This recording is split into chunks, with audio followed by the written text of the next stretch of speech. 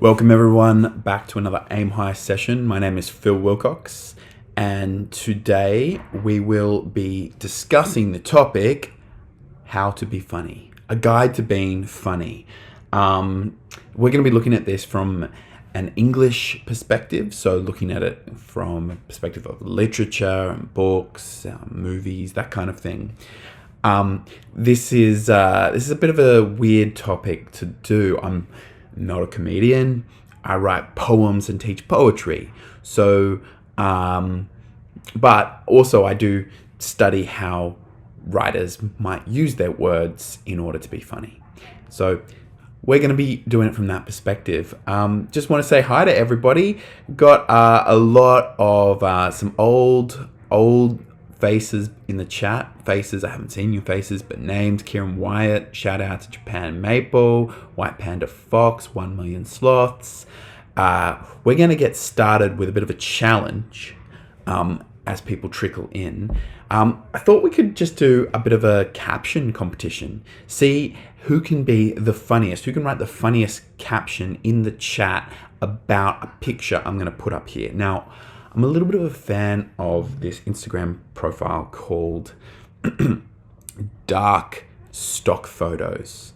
And so I've got a couple of dark stock photos, and maybe what we could do is we could think of a caption that might go with that.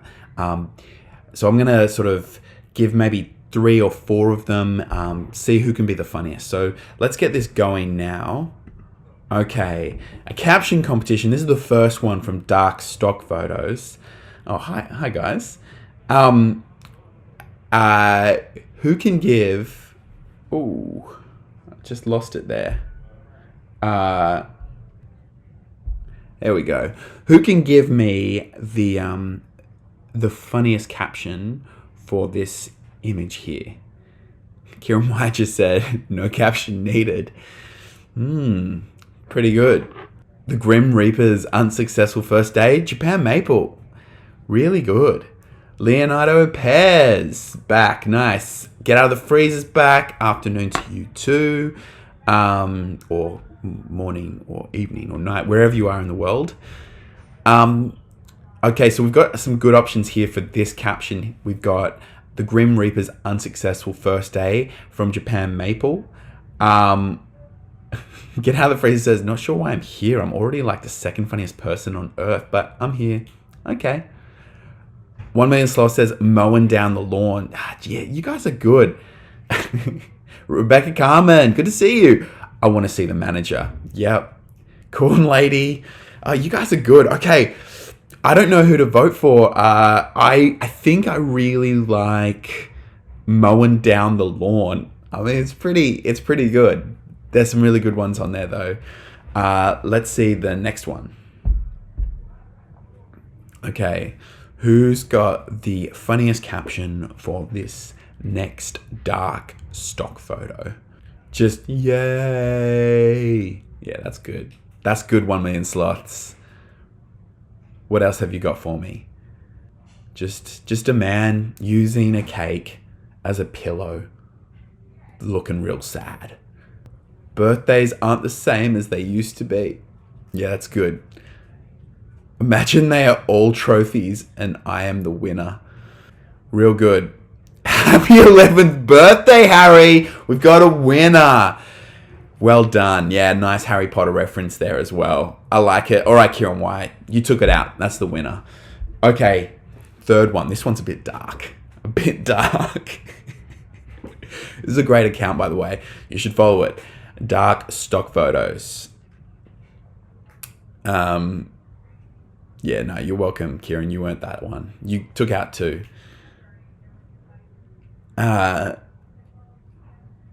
Hilarious caption competition. What do you think? What do you reckon? I think I might go with like, no, it wasn't me, miss. It was the school axolotl. Good. Absurd. Very absurd. Jack the Ripper takes a new approach. Japan Maple, you're loving the Jack the Ripper kind of angle here. Murder of school. I told you I deserved better than an F. Yeah, some good ones here. I kind of like the school axolotl just because it's a bit absurd. I think I might vote for the school axolotl one. Well done, 1 million sloths. Maybe we'll do the one last one here.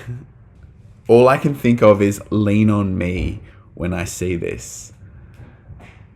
Behind you. Yeah, that's good. I'm going to die. Selfie first, though. It will go great on my Insta page. That's pretty good. What about something like anything for the gram? Just in quote marks. Guys, I like this. You've come up with some really good ones. We're going to start our lesson, a literature perspective on a guide to being funny. Rebecca Carmen's going to close us out with wax museums are getting much more realistic. That's the winner. That is the winner by far. Yeah, well done, Rebecca Carmen. You took out category number 4. So we're going to get things rolling. Hashtag near-death experience with a guide to being funny by Phil Wilcox. Never trust a poet. Let's start things off. All right, how to be funny. Have a look at this picture here, and I want you to tell me why you think studying this topic is a bit like this picture. What do you reckon? Let me know why you think studying the topic, how to be funny, a guide to being funny, is like a picture of dissecting a frog. By the way, this isn't a real frog. This is a school that has found a way to not kill frogs in the dissection. So it's a plastic and rubber frog. So why is dissecting a frog like learning how to be funny? Because we take it apart and break it down. That's a pretty good one, man, Sloths. Yeah, I like it. Because you have to figure out how funniness is made up. There's many parts to it. Because that is funny in itself. Oh, that's really dark from you, Leonardo. Because it's such a delicate procedure. Be funny without being offensive. These are all great answers. They're not the answer I was looking for, but who cares? I think they're great answers. This actually, I chose this picture because it comes with a famous quote. This is from E.B. White, who said, "Understanding humor is like dissecting a live frog. It can be done, but the frog tends to die in the process." So although when you pick apart what's funny, you know, when someone explains a joke, it suddenly just doesn't become funny. So you can learn maybe why something's funny, but then in doing that, it stops being funny. So this is a bit of a weird topic because we're going to analyze why things are funny. We're going to look at different techniques on how to be funny and how writers use humor. But we're probably going to kill humor. We're going to kill what made it funny in the process. But that's okay. And before we begin, there's 3 things that I'm exploring in this session. But there are so many different ways in being funny. I'm just exploring 3 of them. And already I can tell from the chat, a lot of you are very funny in very unique ways, whether it's being really dark like Kieran or it's being absurd like that axolotl line, whether it's saying something funny because it's true. I'm excited to explore some different ways writers have been funny, but sorry, RIP to humor. It might die in the process. So let's get things going. Oh no, there's a bot in the chat. Okay. What do these 3 pictures have in common? And a bonus question would be, how might they relate to the first thing and the first technique I'm going to say about how to be funny? I've made it! Adbot! Woo! Alright, what do you reckon? Oh my goodness, straight away, get out of the freezer says, they come in 3s. Yes, they do. Veni, Vidi, Vici. I came, I saw, I conquered by Julius Caesar, talking about ancient Gaul. The 3 Musketeers, but then there was like a 4th one. But they're called the 3 Musketeers. And then the slogan, a Mars a day helps you work, rest, and play. There's 3 of them. I don't think that's the slogan for Mars anymore because they get into trouble with dietary concerns. You shouldn't eat a Mars bar every day. They are very unhealthy for you. So we are going to be exploring the rule of 3. Now, the rule of three isn't just a comedic principle. It's not just a literary device. The three is the lowest, the minimum to determine a pattern mathematically. It's the minimum number to determine a pattern. Three is used as a religious symbol in many religions. Three is the number of points probably your teachers say you should structure an essay with. Three is a beautiful, simple, complete number.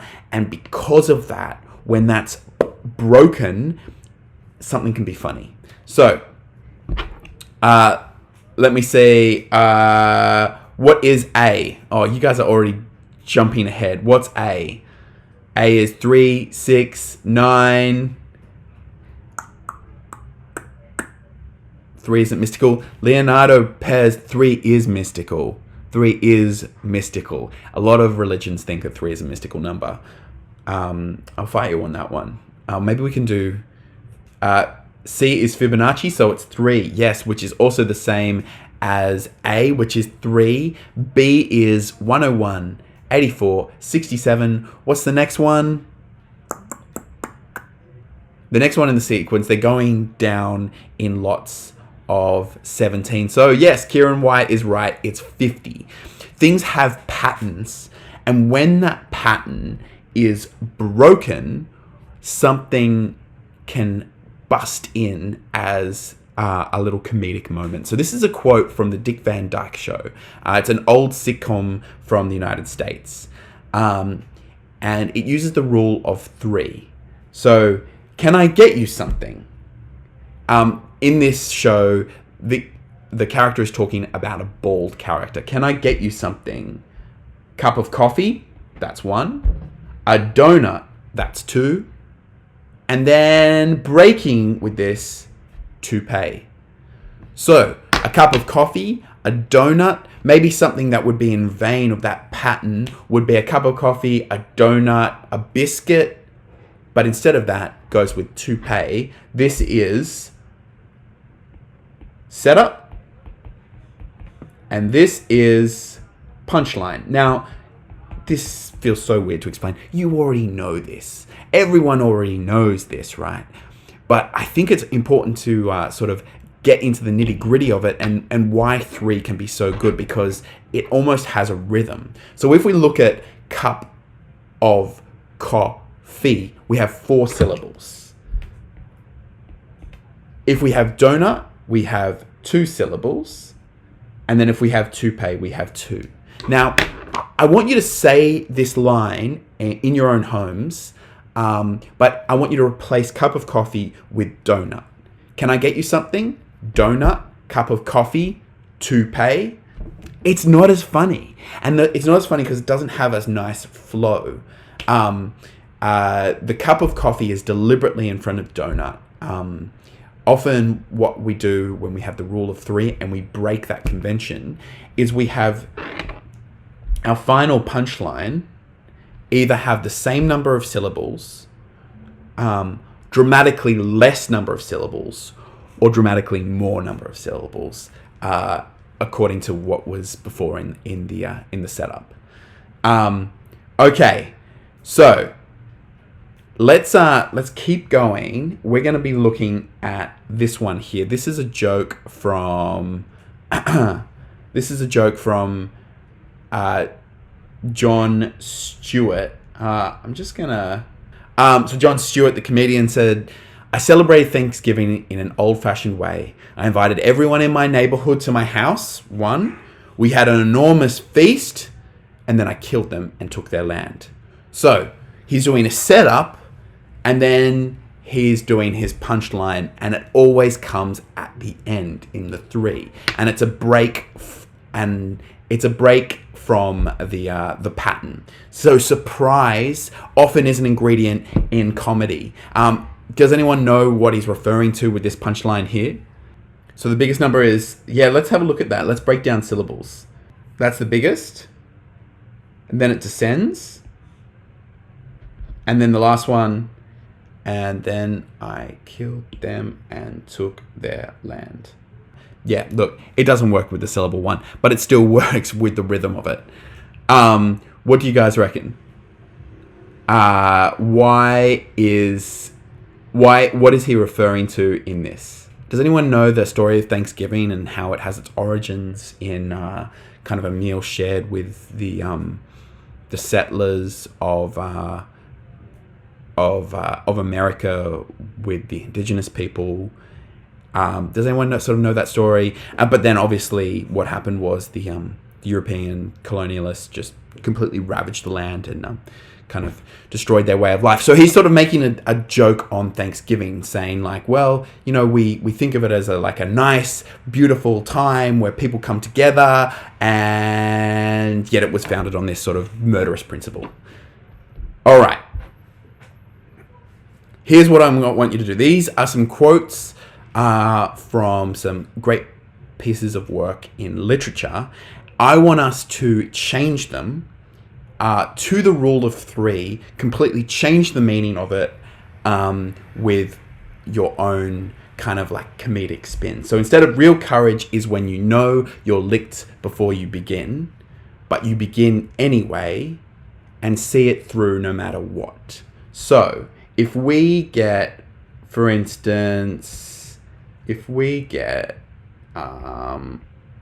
replace this, okay.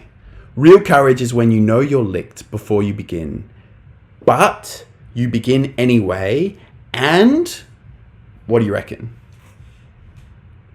Great book. It is a great book.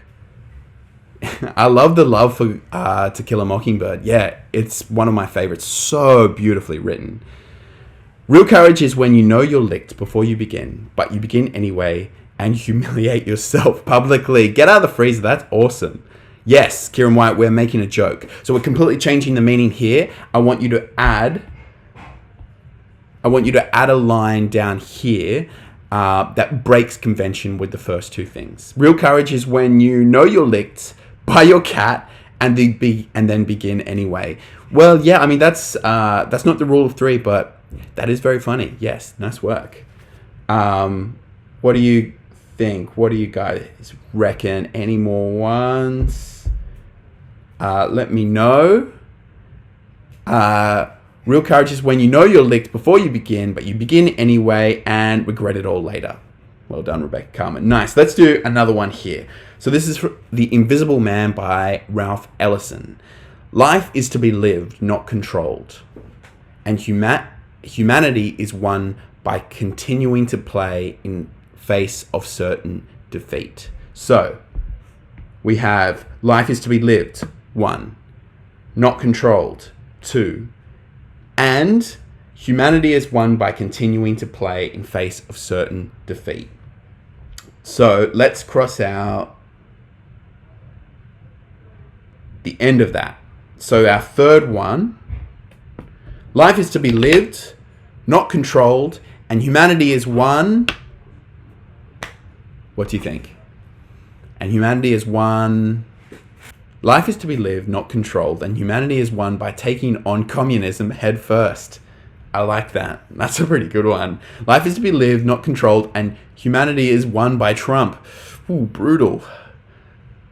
Have you noticed as well that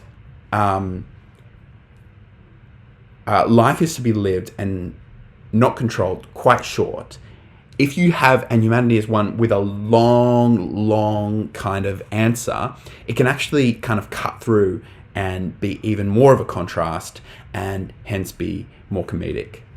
Life is to be lived, not controlled, and humanity is won by that one guy who first had the idea to milk a cow. I think that's my favorite one so far, and I think it's my favorite one because it's long as well and absurd, and it sort of spins that story and that image. All right, this is a lot like Cards Against Humanity. It is a lot like Cards Against Humanity. We're going to learn why it's a lot like Cards Against Humanity in the second point.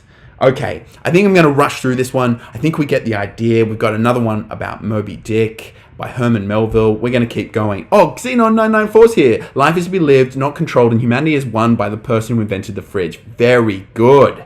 I like that. So let's go look into our second technique on how to be funny. And to open things up, here's a question. Why might Jay-Z need these two different looks? First look is from kind of early career Jay-Z. Jay-Z is over here.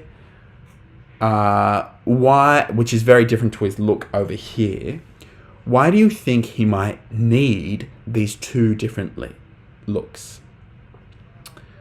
One is obviously more of like a kind of like a street look. One is more of a like kind of suit and tie and hat. One for the cool, one for the humor. Interesting. To show people that he's changed and evolved as a person. That's interesting. I don't know if it's evolved necessarily. I mean, changed, yes. Jay-Z still kind of adopts a street look often. So it's not like there was one look and then there's another look. I mean, there's been a little bit of a sort of movement to that, but he uses both of them periodically. I'm going to argue that these two contrasting looks show different parts of who he is. And one of them is, I'm a hustler. I grew up on the streets. And the other one is, I'm successful. I'm legitimate. I've made it. And both of those are important to his story. Most Jay-Z songs are split between I grew up kind of in the projects, doing it rough, and I've made my way through. And the other sort of Jay-Z song is mostly just like, I am so rich.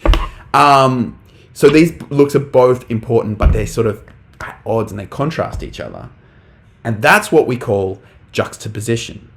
Juxtaposition is a technique used for many different reasons by writers.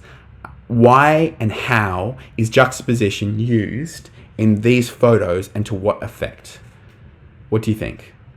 Yeah, you're getting it, Kieran White. Yeah, and juxtaposition is why maybe it's going to be, this is sort of applicable to Cards Against Humanity. Is that a hippo? Yeah, it's a baby pygmy hippo. Why do you think juxtaposition is used in these photos, and to what effect? They all look the same. Yes, they all have something in common, 1 million sloths.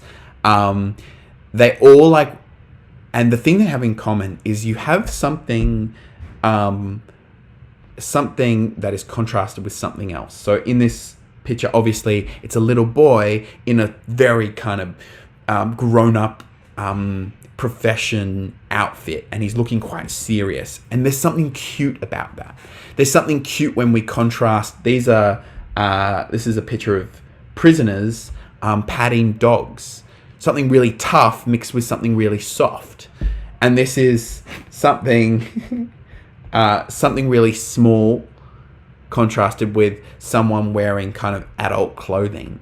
And when that happens, it's not just we don't just think something is cute because there's a cute baby. Often a cute baby can be cute, but if a cute baby is, trying to put on and hold a briefcase, and maybe even tries to put on like a tie as if they're going to work, that's even more cute because you have juxtaposition, all those two things together. And in comedy, juxtaposition is so important. And it goes again to the rule of three. There's often a setup, and then there is a punchline. So we have over here, we have a picture of a whole bunch of different things. We have a picture of a kid's birthday party. We have over here, we have some hardened prisoners. Over here, we have an opera singer singing opera. We have a huge wave breaking. We have a hospital over here. I was thinking, can anyone tell a mini story using one image as the setup and then a second image as the thing that cuts through with the contrast to kind of illustrate how juxtaposition might be used comedically? How would you use that? Japan maybe says, I like pictures of just things in the wrong place. Yes. Hi, Leonardo Pez. I'm sorry that I was buffering. Hi again. Hopefully this is better. Is this better? Can you see me? So what do you think? How can we use juxtaposition with some of these images to tell a story. We have one image which will be the setup, and then one image which will be the thing that contradicts or is a juxtaposition with that image to tell a mini story. So we've got kid's birthday party, we've got prison, we've got singing opera, we've got a opera singer, we've got a huge wave. What do you think? Well, I think this is Sharknado. How could we tell a story with two images? And I'll place them into place. One at the setup and one at the contrast. The Haribo advert. God, the opera singer is using her powerful voice to hold back the wave. Interesting. So there's a wave that's in the setup. That's the thing. And then an opera singer comes in to hold off the wave. Yes, very comedic. Trying to hold the wave out, and it doesn't. It just smashes her. That's kind of cool. I like that. Although both of those things are kind of otherworldly or fanciful or sort of irregular. And maybe what we need something that's very everyday with something that is less everyday. For instance, what we could do over here is we could have a kid's birthday party over here, and then we could have gets invaded by a group of prisoners, but then all of a sudden the prisoners start being all nurturing and taking care of the kids. That could be quite funny. And then, playing pin the tail on the donkey, and they've got blindfolds. It could be actually really sweet as well. Sharks. So maybe they're like prison being treated at hospital or something small. Like, yeah, I like that. What is the Haribo advert? This prison speaking in baby's voice. I don't know that. That's great. That's a great example of comedic juxtaposition. You put something together that doesn't belong with something else. It can either be cute, it can be profound, or it can be funny. Juxtaposition. I think we've got it. You guys have got some great suggestions here. We are going to have to finish off with one of them, which is our last technique we're going to finish, which is understatement. This is ironic understatement by an explorer. It's quite a kind of a tragic story. They didn't have enough food. They didn't have enough water. So he left the hut in the middle of kind of like the absolute icy wilderness of Antarctica, and just said, "I am just going outside, and I may be sometime," which is classic understatement. It's just pretty much saying, I'm going to walk out to my death, and hopefully you can survive with the food that's in the hut. Sad life, maybe not that funny, but understatement can be very funny. The discoverers of DNA, what they wrote is in their kind of the prefix for their book was, this structure has novel features which are of considerable biological interest. They just discovered DNA. That understatement can be really funny. It can be really funny. For instance, this is The Great Gatsby. And in The Great Gatsby, Gatsby has this huge mansion. I've got a nice place here. Understatement can be very funny. I was thinking we could finish this off with a couple of little lines of understatement, a little caption competition again. Does anyone have a caption for here? Using understatement to accentuate how horrific this photo is. We're just finishing things off, Leonardo Pez. So, one, I've had a little accident. I love it. I've had a little accident. There's another one here, but we might skip to the last one. It's understatement. This is the very final one. An understatement line about AimHi. What's one thing you want to say? An understatement about AimHi. Oh, I like some of these. I've had a little accident. Tragic. The train will be delayed for about 10 minutes. Yeah, I learned a thing or two. Ooh, I like that. AimHi. Yeah, I learned a thing or two. I like that. Well done, everybody. This has been a very incomplete literature-focused perspective on how to be funny. I'm not a comedian, but I like analysing these things. I hope you enjoyed it too. My name's Phil Wilcox. Never trust a poet. Signing off. Thank you so much for all your input. See you guys.